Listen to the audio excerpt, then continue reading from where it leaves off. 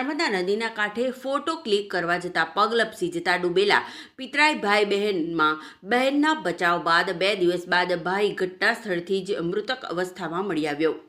નર્મદા નદીના કાંઠે સેલ્ફી માટે યુવાધન દિવસ દરમિયાન મોટા પ્રમાણમાં પોતાના વાહનો સાથે જમાવે છે અડીંગો।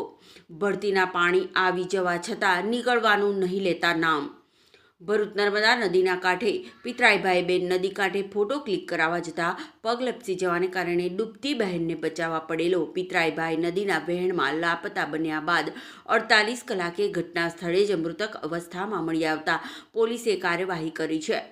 ભરૂચ અંકલેશ્વર નજીકના ગોલ્ડન બ્રિજ પાસે પિતરાઈભાઈ બહેનમાં હિરલ વસાવા અને ભાઈ નયન વસાવા નદીના કાંઠે ફોટો મોબાઈલમાં ક્લિક કરાવવા જતાં નદીના કાંઠે બહેન હિરલ વસાવાનો પગ લપસી જતા નદીના વહેણમાં બહેનને બચાવવા પડેલો ભાઈ નયન વસાવા પણ પાણીના વહેણમાં ગુમ થતા અને બહેનને સ્થાનિકે બચાવી લીધા બાદ નયન વસાવાનો નદીના વહેણમાં લાપતા થયા બાદ 48 કલાકે મંગળવારે વહેલી સવારે ગોલ્ડન બ્રિજ નીચે જ જ્યાં ભાઈ ડૂબ્યો હતો ત્યાંથી મૃતક અવસ્થામાં મળી આવતા તેના પરિવારને બોલાવી મૃતદેહ ઓળખ માટે બતાવતા નયન વસાવા જ હોવાની ઓળખ થતાં મૃતદેહને પોસ્ટમોર્ટમ અર્થે ખસેડી વધુ તપાસ આરંભી છે।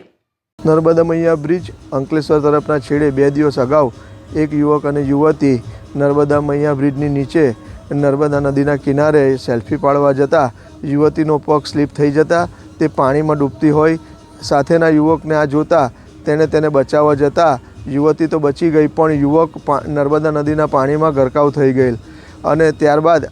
2 દિવસથી સતત અંકલેશ્વર ફાયર, સ્થાનિક નાવિકો અને સામાજિક કાર્યકર ધર્મેશ સોલંકી ત્રણેયની મદદથી શોધખોળ ચાલુ હતી પણ મૃતદેહ મળી રહેલ નહીં હતો। પણ આજરોજ વહેલી સવારમાં સ્થાનિક નાવિકો અને ધર્મેશ સોલંકીની મદદથી આજરોજ આ યુવકનો મૃતદેહ મળી આવેલો છે। તેના પરિવારજનો તેમજ અંકલેશ્વર બી ડિવિઝન પોલીસ સ્ટેશનને જાણ કરવામાં આવેલ છે।